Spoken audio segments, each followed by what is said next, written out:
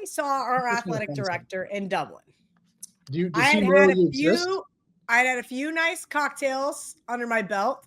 He said, "Hey, we're at this bar or the steakhouse. Let's have a drink at the bar. I got a few other rounds, but I'll come down after the dinner." And I said, he goes, "Actually, just come upstairs for the dinner." I was like, "I'm not coming upstairs to the donor dinner. I do not fit in with those types of people for a magnitude of reasons." Wait a minute. Hold on a second. I was writing down some notes. I wasn't paying a ton of attention. The athletic director invited you to No, he didn't invite me to dinner. Alan and I had already eaten dinner. Okay. And I said, "Hey, where are you at?" And he said, "We're here at this donor dinner. Just come upstairs when you get here." And I was like, No, not doing that to Kelly. Kelly is not going to set herself up for failure by just showing up at a donor dinner. They didn't go. It must be nice being a girl. So then I'm sitting at the bar downstairs having another glass of wine, hanging out. What a surprise. There was, from my understanding, I think when I'm drinking, I'm pretty oblivious to the things around me, or maybe I just don't give a fuck. It's probably the latter. But apparently there was a woman there that was like, "Who the fuck is this chick?" She didn't say that, but she kind of gave that look. How old was she? How old was the woman? 60. Okay. So she was, you're in this example, you're the chick. So was she threatened by your No, she had came to the bar first, got a drink. I noticed she didn't tip the bartender, so I tipped the bartender on her behalf. And she goes, "Oh, they don't tip here." And I go, that's actually a myth. And that's the reason why we're still getting served, because this place is closed. And I tipped the kid 20 euros to stay open for 15 minutes so that we could have another drink. So I think there's less of an I've been to the UK several times in the last few years. I think there's less of an expectation for tips, but that doesn't mean that there's no tipping. If you tip, they will give you better service. Yes, absolutely. Yes. So anyway, so then he comes downstairs. I'm talking to him. I'm talking a lot of shit, like I always do. And he's laughing and whatever. He goes, Kel, he goes, Ireland. Yeah. He's like, Kel, I laugh. I get a lot of shit. People want to know why I follow you and all these other things. He goes, but I got to think that people need to realize that you have a blind loyalty to your university. And I said, absolutely. I've said a million times, I would never put a coach, a player, an athletic director, anybody associated with the university in a disparaging light or a bad situation that could hurt my alma mater. And I mean that mainly from a sports betting perspective. But I say this long story short to say, even if I saw that fight, I didn't. But even if I did, I wouldn't record it. And I damn sure wouldn't post it to social media, because guess what? It makes K-State look bad, even though guess what? Shocker, they're both KU fans. That's what I wanted to say on social media. Are we surprised two KU fans are fighting? Can you say, let me ask you, this is a little bit off the topic. Can you say long story short when the story was like really long? Like, can you just go on and on and on and then just say long story short? I didn't feel short. No, sure wasn't. You certainly, you certainly didn't take that video. And I don't see you as somebody that would like be taking a video like that. I feel like you'd be more likely to get involved into the altercation. Be the person fighting? That's what I said. Right. I did Mitch and Paul the other day, and they said something about it. And I said, no, I know exactly how they feel. I wanted to fight everybody when I left the stadium, actually, after that game. Like, I felt the same way they did, as a matter of fact. So, yes, you are correct. I would be more likely to be the person fighting. Mitch Moss and Paulie Howard wanted to get into fights with people at a sporting event? No. They asked me about the video, and I said, I completely relate. When I was leaving that stadium, I'm with Aunt Helen. I just kept my head down and just kept walking because I was pissed. I thought, I watched that game right here in my office last Saturday, and I thought it was a questionable spot. Didn't agree with the spot. Game was a terrible watch in the first half. Yeah. So really, it was we catched the first half under. We catched the game under. Pretty entertaining second half, I thought. So It wasn't a game that we had like a really big decision on either way, but I thought the second half was entertaining. I don't really like the conference games being played in Ireland, to be honest. I mean, couldn't they figure out – I think it's cool because it gives the fan bases an excuse to go to Dublin. And everyone's asking me about like, oh, Kelly, I feel bad for her. She must have had this horrible time. It's like, I don't know about that. She got to spend like 10 days in Ireland. So I said, actually scheduling-wise, it worked out perfect. with week 1. I needed to be back for Monday morning, so we flew back home the day after the game. But front loading that trip, even if it wasn't for work purpose, was definitely the right move, because I would hate to have 1 4-hour block of my entire 10 days dictate my entire trip. Ireland's a beautiful country. I learned a lot about history. I saw a lot of really cool stuff. I ate a lot of really great food. I met a lot of really great people. So yeah, I mean, yeah, the game sucked, but the rest of it was pretty great. What was the stadium like? It was a soccer stadium. I don't know. It was small, and it was weird because so I had so by your definition, soccer stadiums are small. Yes. I've been to some pretty big soccer stadiums. Okay, well, this one was small. Okay. And it was nice because it had this weird overhang thing that I don't really know what it was, but it kept us from getting even more wet than we were. So just to set it up for you, everybody's like, bring a raincoat to Ireland, bring hiking boots, bring rain boots. In the United Kingdom. So I'm schlepping this luggage of pants and sweatshirts and sweaters and jackets and boots. I wore shorts almost every single day. Wow. I wore my K-State hoodie almost every single day if it was cold. Otherwise, I just wore like a regular t-shirt and shorts and my same tennis shoes.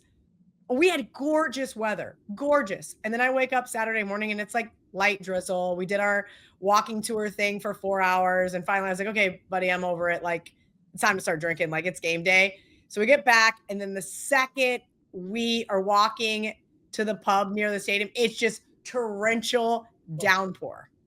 Nightmare. Yeah. So I was like, all right, we're going to get into this. How did you handle this? With class?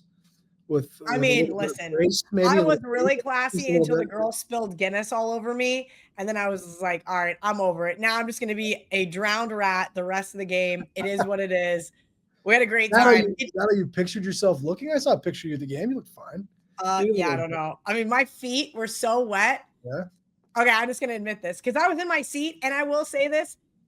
This is the cleanest stadium I've ever been in. And I wasn't walking around barefoot, but my feet were so wet in my tennis shoes. The second half, I just took my tennis shoes off and stood there barefoot. I was like, I can't handle it anymore. The cleanest stadium you've ever been in. The cleanest stadium. I looked down and I was like, wow, this is really very clean. There's where the Raiders play. Nah, not as clean as this. Anyway. 8 minutes in, John Murray's already frozen. Look at that.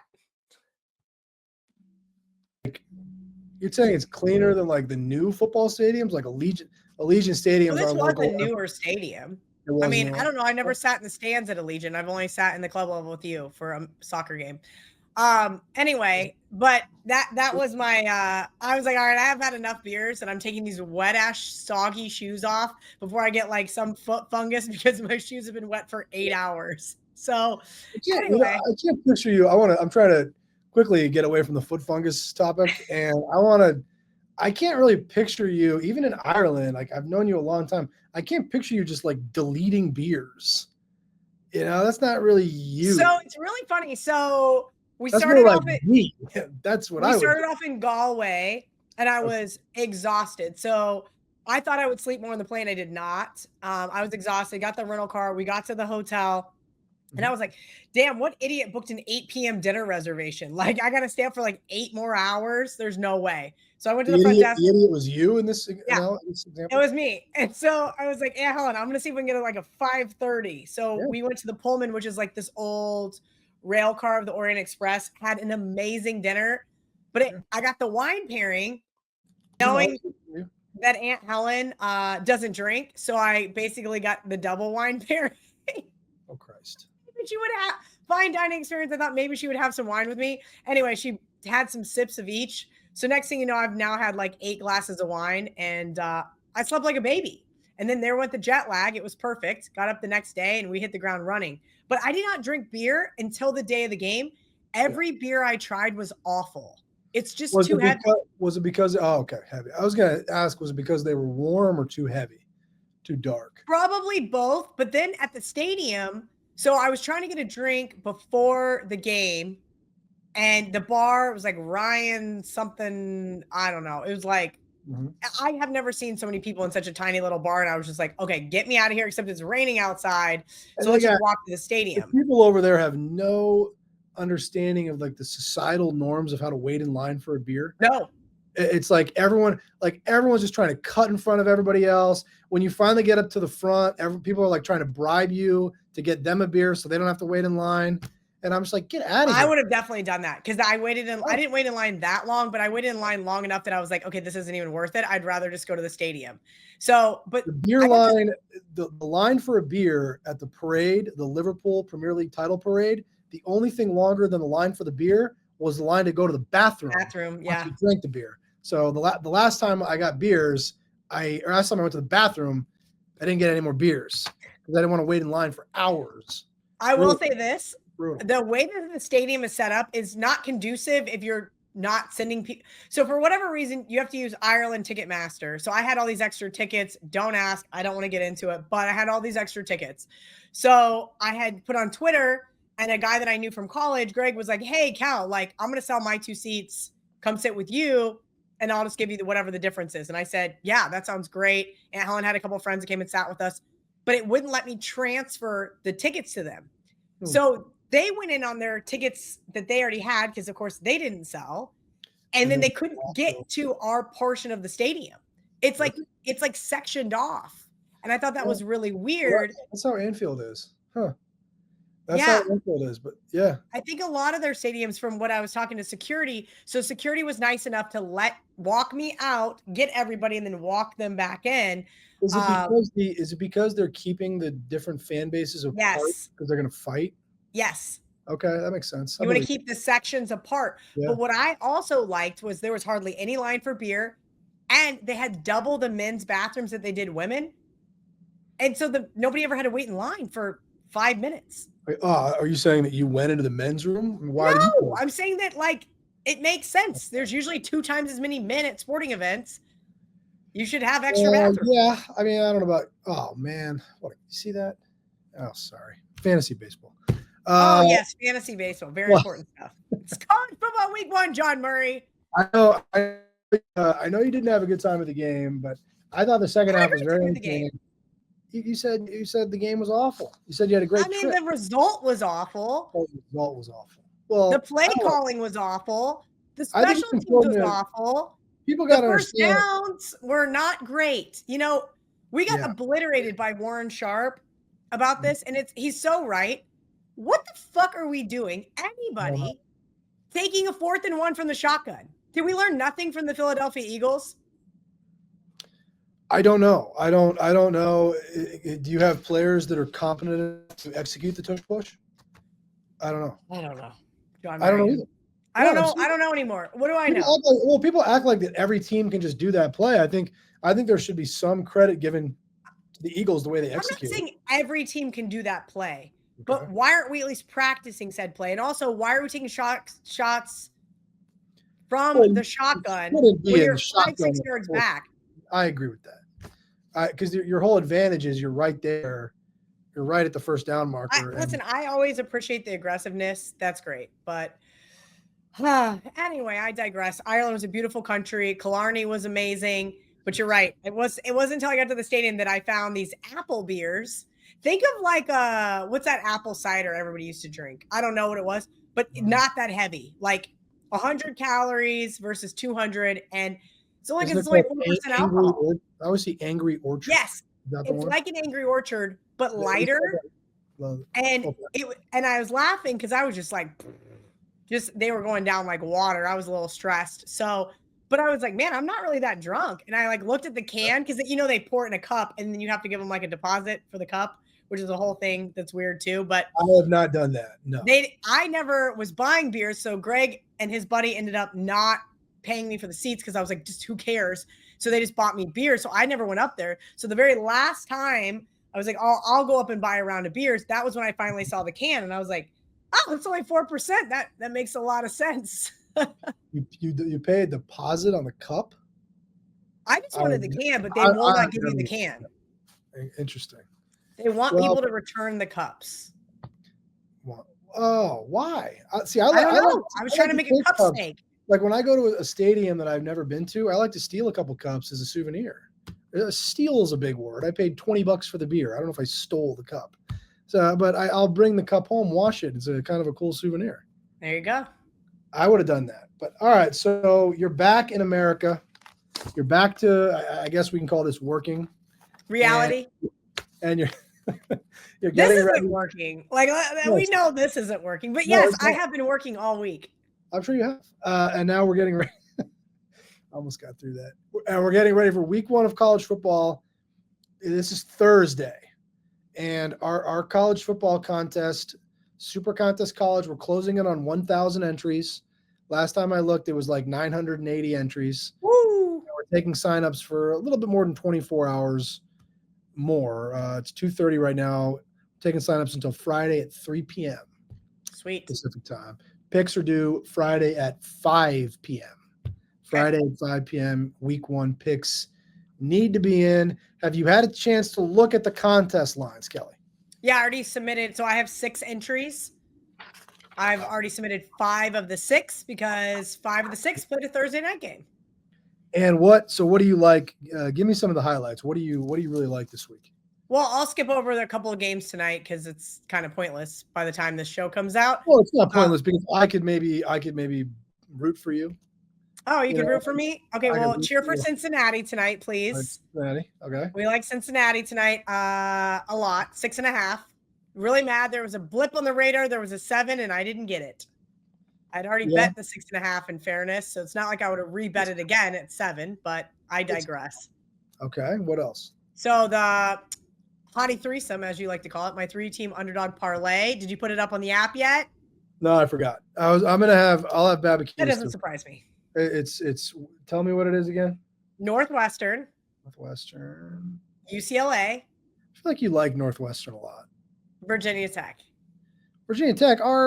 The producer of this show is a South Carolina alum. And he knows that his team is getting way too much respect. Way too much. He's going to be at the game on Sunday. I'm sorry. Guess what? We're both going to hate our team for the first game of the season. It just is what it is. I don't know about that. So you're going to do it. Now, this is a money line 3-team parlay, the KIV. Let's call it the Hottie Threesome. Like 28-1-ish. 28-1. All right. Well, I can have, this guy that works for me, Andrew Babakitis. They call him Boosts. Should I just start sending it to Andrew instead of sending it to you guys? I sent it to you guys like 5 hours ago and nobody put it up yet. I didn't know that. I'll get it to Boosts. He'll get it done. He's a worker. He's a very versatile employee. He's been like, yesterday I saw him signing people up for the college contest. Okay. And he was like fixing the sheet rack out front, and then he was over there moving numbers in the back. I think I actually saw him walk an old lady out to the door. I mean, this is very impressive. Guy. Very impressive young man. I've really been very happy with his work output as we start football season. What I really have been, actually. What else do you like besides the Hottie Threesome? I'm going to get that taken care of. That was my bad. What else do you like on Friday and Saturday? I played Notre Dame, which I believe is on Sunday as well. Oh, boy. Well, we're going to be talking about that game, I'm sure. But go ahead. Okay, good. Notre Dame is playing. Do you want to talk about it? Notre Dame is playing Sunday. That's the late game Sunday. That game is at 7:30 Eastern on Sunday. Yeah, it's a heavily bet game.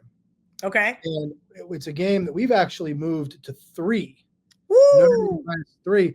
But I've seen a lot of guys I respect, I've talked to that really like Miami. And it's kind of scared.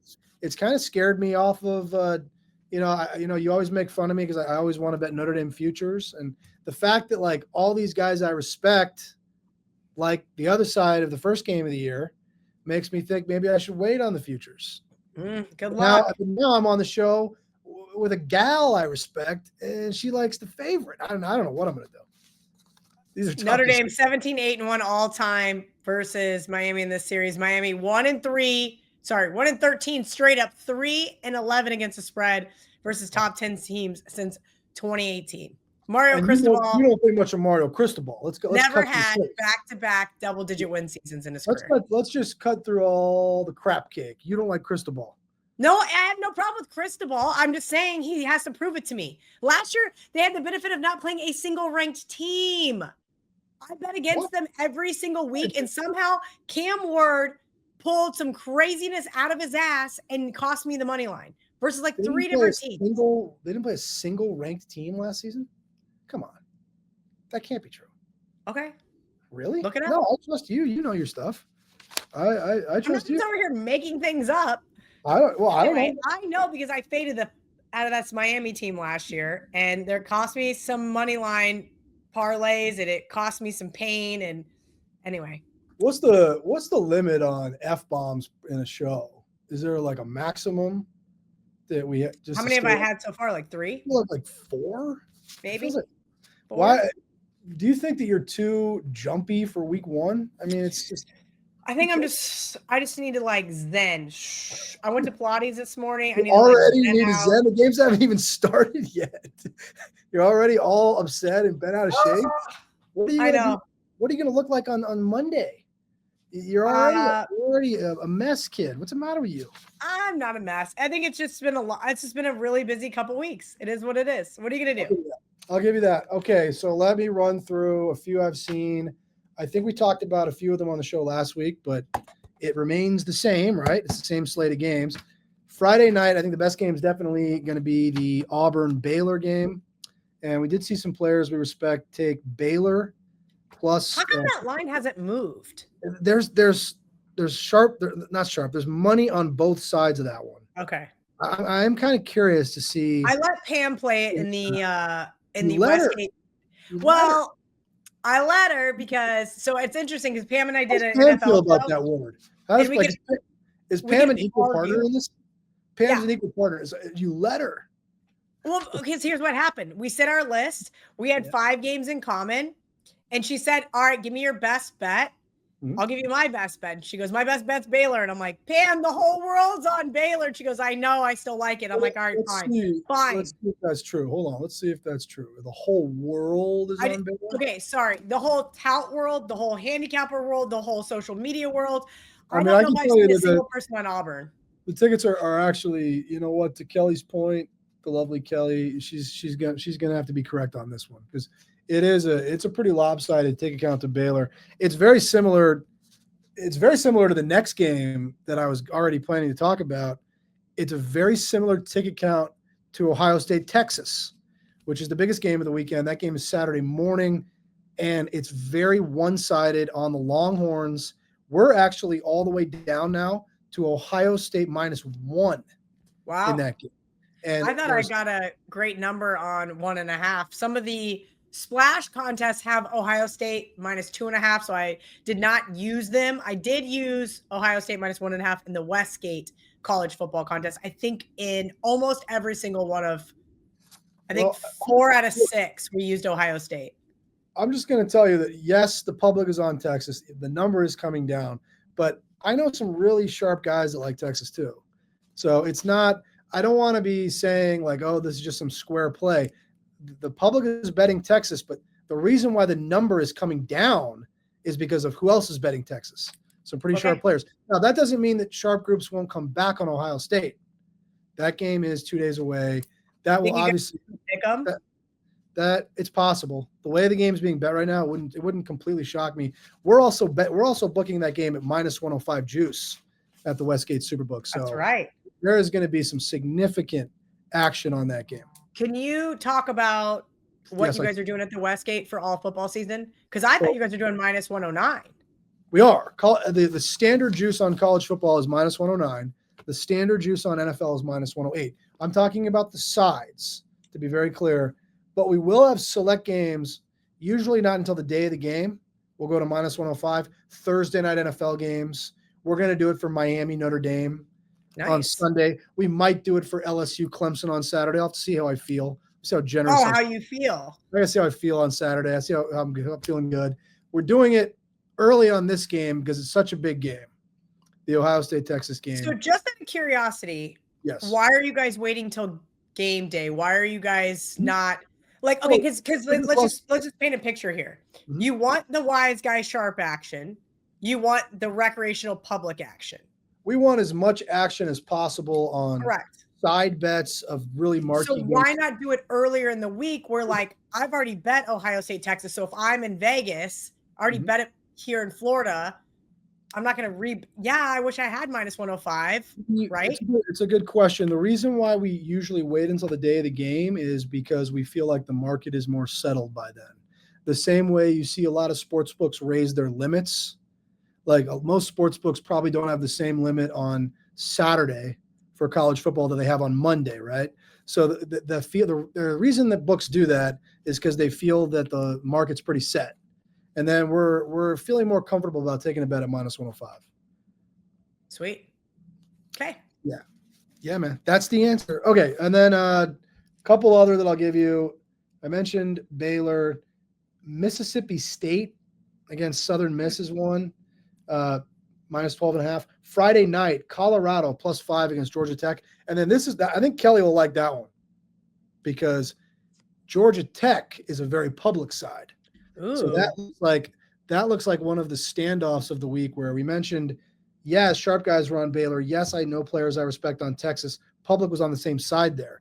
This game, Colorado, Georgia Tech, public Joes and the pros. Isn't that what you guys call it, Kelly? And then Joes they go versus the pros? It was versus the pros. Yeah, I'm sorry. I don't know the vernacular the way you do. Oh, okay. And then let's go to Sunday. Sunday, there's two good games. Virginia Tech has been bet down from +9.5 to +7.5 here. They've been bet down 2 points. So Louis D'Onofrio's got to be a nervous Nelly as he walks into the Mercedes. Here's what I will say. There was like 2 games last year. Of course, I don't have them off the top of my head that I got the best CLV on. I got like 2 points and 2.5 points of CLV, and they both got obliterated, just completely crushed. So Louis does have that going for him. How did you handle those setbacks with your typical grace? No. Listen, here's what you don't understand. If a team I don't gets understand their anything. doors blown off, Yeah. I'm much happier than if they lose in horrific fashion. I lose on a pick 6. I lose on a weird fumble, interception, missed field goal. Yeah, those things are going to send me into a tailspin. If you just get your ass kicked, it's like, next. Is it worth being in a tailspin? I mean, honestly, a tailspin for I don't think it's probably good. I don't think it's probably good for my adrenals. No, I don't. Sunday night, pardon me. Sunday night is a great game. Miami, Notre Dame. I think we'll do -105 the day of that game. We're going to do -105 the day of that game. So I do know some sharp players that have told me they like Miami, that have bet Miami at +3. We're hanging at +3 right now. So look at where that game is. And have they bet it? Yeah. One player that I do respect took 3. But look where that game is on the weekend schedule. The second to last game of the weekend. A lot of money line action will be rolling into Notre Dame. There's so many games Thursday, Friday, Saturday. It's going to roll to Notre Dame. So you can take a couple of whacks on Miami without going into a tailspin. So I mean, how much money are we talking Notre Dame money line before it hits 3.5?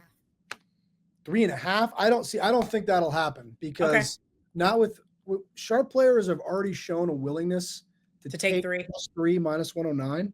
So what you always want to do is where are they willing to play?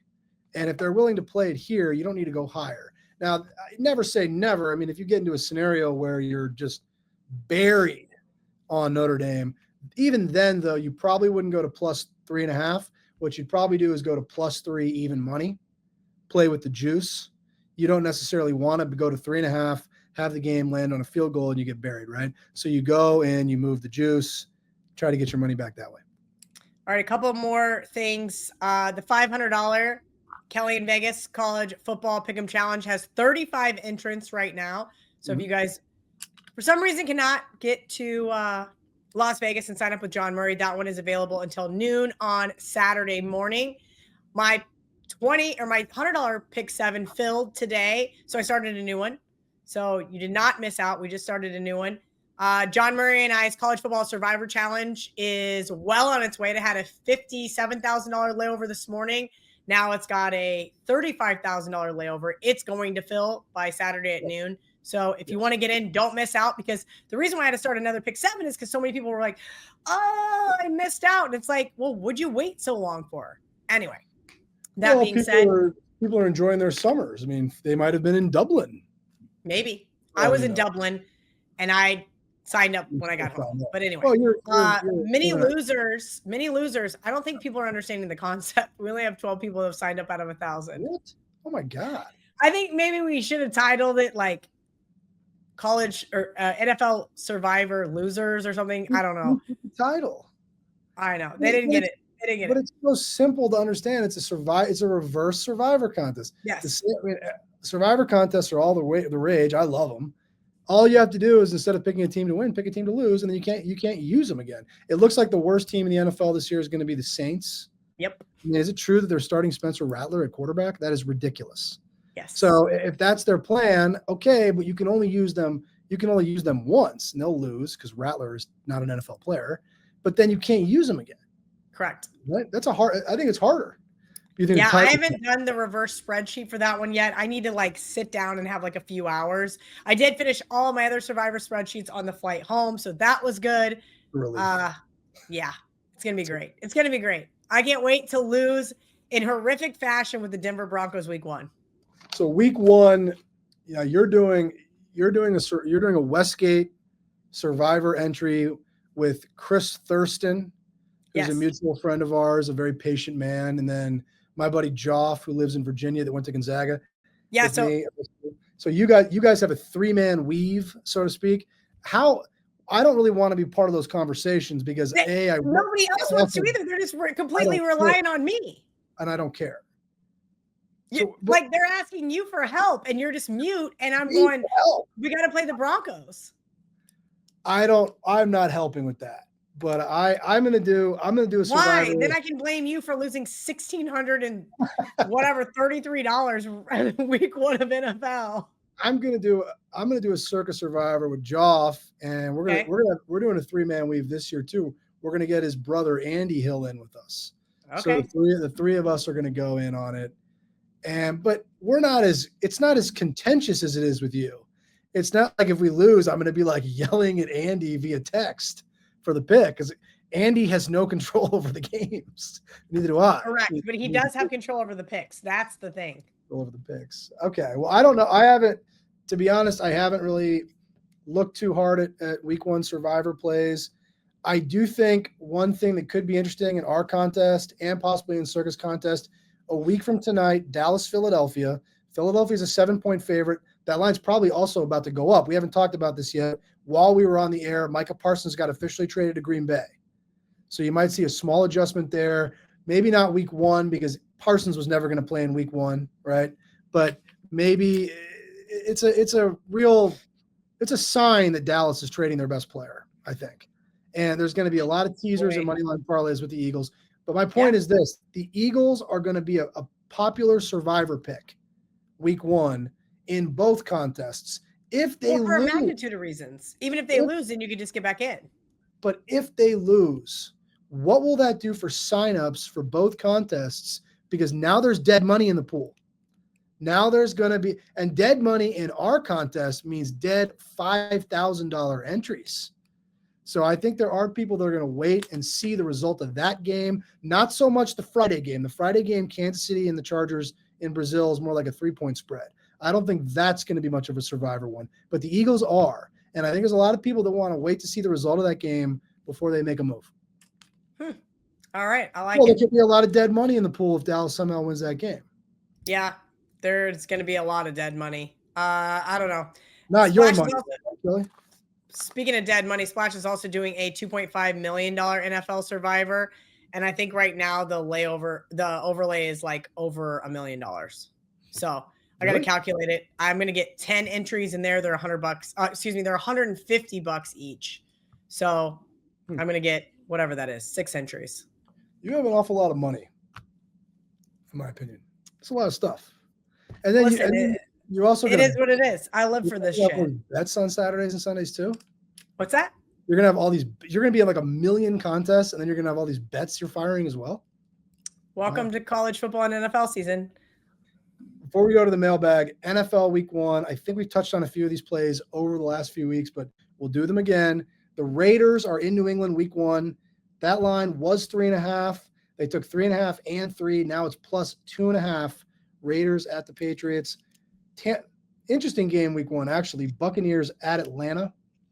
They bet the Bucs at Pick'em and minus 1.5. Bucs now favored on the road in that game. And then Monday night, painful Monday night game to start the year, right? I mean, who cares? Minnesota They flipped the favorite there. Minnesota is now a 1.5 point favorite. They were a 1.5 point dog against my guy Caleb Williams and the Chicago Bears. Painful NFC North matchup. Is John Hoagland going to be there? Johnny Hoagland? I don't think so, Johnny. He said no. Actually, he just said, What a shitty fan he is. Because he knows they're going to lose. You go to every game, this guy? He's got KIV money? You go to every game? I'm rarely going to any games this year. I spent my whole budget in Ireland, so I'm going to it's on Monday, November 17th. Raiders Cowboys. Okay. And I'm going to be hosting the Westgate group, Monday night. That'll be the only NFL game I attend in 2025. The only one, huh? Yeah, probably. Okay. You're not going to go to any commies games with Joff and Andy? No. What? All right. The worst. Let's get to the mailbag. We're way over on time. We've been talking way too much BS today. I'm sorry. Do the mailbag. Sorry. Jason, still 12 on X, says the only question that matters, who is winning the MAC? That's for me? It's not for me. I don't know. I have no idea. Toledo. I have no idea. Well, they got to beat Kentucky. I do think I was very close to firing on Toledo, and then it went 9 to 7.5 to 9, and I thought Jason actually has led us to a very interesting game, really, because that game. Well done, Jason. Still 12 on X. That game was bet all the way down to 7.5 from like 10.5, and now it's been pushed all the way back up to 10. It's actually a game that's seen as much two-way sharp action as maybe any game on the board this weekend. So interesting game there, but I have no idea who's going to win the MAC. No clue. I can see it being Toledo. That makes sense. All right. Nick Sander, 9696, wants to know what Murray's best bet is for week 1. I also have no idea. I don't know. I think you actually read these before the show. I'm the one that's supposed to not read them before the show. I'm going to trust the guy that told me he thinks Texas is going to win. I really trust. And it's such a high profile game. I'll trust him. I'll put my life in his hands. I'll pick the Longhorns. It'd be funny if Ohio State just route. So if Ohio State, they're going to route them. You know they're going to route them, right? But then I can. They're going to absolutely obliterate this team. But that'd be funny because then I can text my buddy that told me that and be like, "Hey, thanks a lot." It'd be worth it I could live with that result. That's great. All right. Cashing Ticks 84 on X says, does JM have any thoughts on Notre Dame making the playoff? Not sure if he's mentioned it on the show yet. That Cashing Ticks 84 is Kelly's burner? No. Is that what? All right. Vincent PGH. Anything early to report on Bud versus Canelo? How will the handle compare to the other super fights? How will you bet it? And will you be going? I think it'll be the most heavily bet fight of the year. I really do, in boxing or UFC. I think it'll be the most heavily bet fight. We had one guy bet 45,000 to win 30,000 on Canelo when he was at -150. Right now he's at -170. Bud Crawford +150. Am I going to go? I don't know about that. Was that for you? No, I'm not going to go. I don't know. I mean, if I got invited, I'd certainly go. I think it's an interesting fight.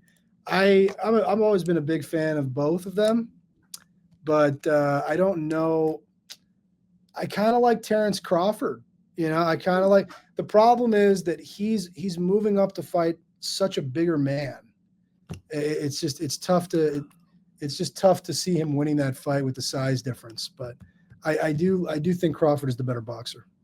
Okay, he is the better boxer. All right, last question, 3-part question. Wise Guy Wager on X has predictions for the winner of the SEC, the Big 10, the Big 12. That's for you? No, I think it's for both of us, but I'll give you mine. Yeah, please. I think that Florida, 18-1, is the winner of the SEC. Super long shot. I like them over 7.5 wins. I think it's going to be a very tight-knit race with about 6 teams fighting to win the SEC, but I like the long shot there in the Gators. I think they're going to be the most improved team in the SEC. How about their schedules? I like the quarterback. Their schedule is pretty tough, though. Yes. Pretty tough schedule. But anybody says that about every single SEC team, right? That's the whole argument that they always make. Florida really does, though. If you go in like that, I think it was them in Oklahoma. Their schedules are really tough.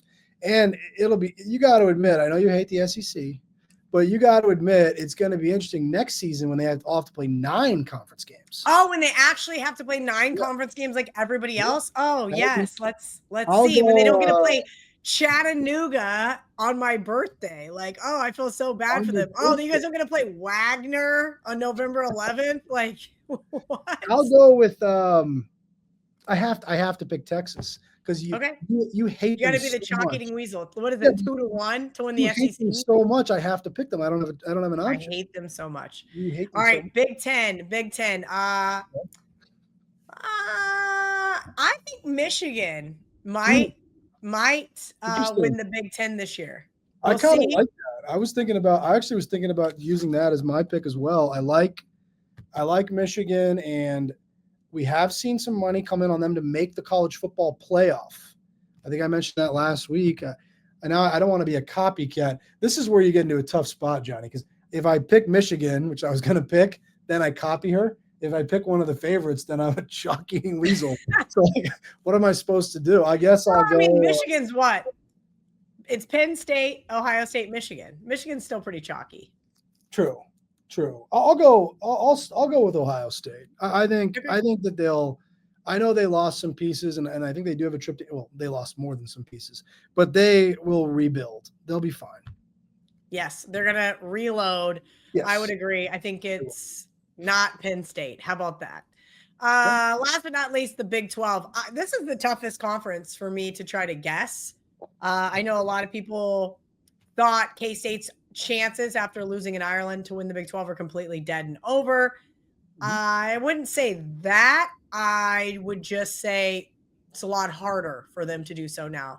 I actually don't think Iowa State is as good as advertised. That was something we didn't talk about earlier.